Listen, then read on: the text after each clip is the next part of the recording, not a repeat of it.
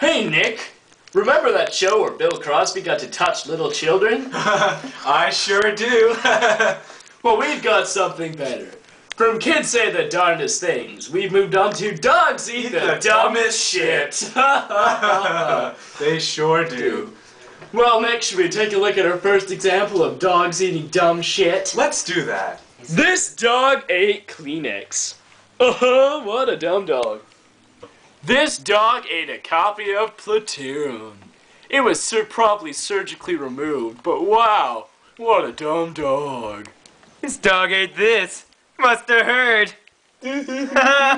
Dog consumes human flesh, like my arm. Oh, that really hurt.